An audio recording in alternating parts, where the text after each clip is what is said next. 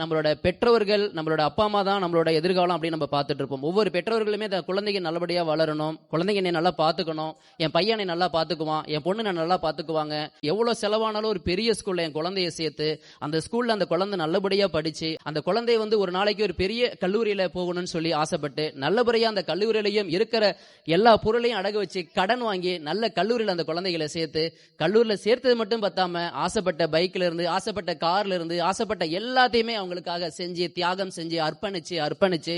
அவங்க வாழ்க்கையில படக்கூடிய கஷ்டங்கள் வேர்வை சிந்து அவங்க ஒரு இடத்துல வேலை செய்யறப்ப அவங்களோட ஓனர் அவங்க திட்டக்கூடிய திட்டுகளையும் அவங்க பிசினஸ்ல படக்கூடிய சவால்களையும் கடந்து உடல்ல இருக்கக்கூடிய வலிகளையும் மறந்து மனசுல இருக்கக்கூடிய காயங்களையும் கடந்து தன்னோட மழலைகளுக்காக தன்னோட பிள்ளைகளுக்காக அவர்களோட எதிர்காலத்துக்காக அந்த பிள்ளைகளை உருவாக்கி அந்த பிள்ளைகளும் நல்லபடியா என்னோட பொண்ணையோ என்னோட பையனையோ கல்யாணம் பண்ணி வைக்கணும்னு சொல்லி ஆசைப்பட்டு என்னோட பொண்ணு இந்த இடத்துல இருக்கா, என் பொண்ணு ஃபாரின்ல இருக்கா, என் பொண்ணு இங்க என் பையன் இங்க இருக்கான்னு சொல்லி மார் தட்டிக்கிட்டு நெஞ்ச காலரை தூக்கிட்டுக்கிட்டு மகிழ்ச்சியா இருக்க தருணத்துல 60 வயதுக்கு மேல ஆகக்கூடிய ஒவ்வொரு பெற்றோர்களுமே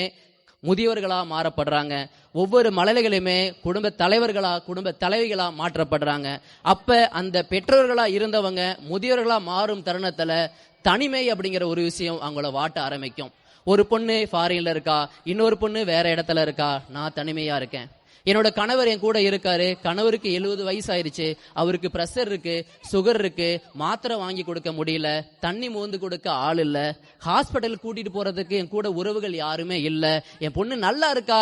அவன் நல்லா இருந்தா போதும், என் பையன் நல்லா இருக்கான், அவன் நல்லா இருந்தா போதும் அப்படின்னு சொல்லிட்டு அந்த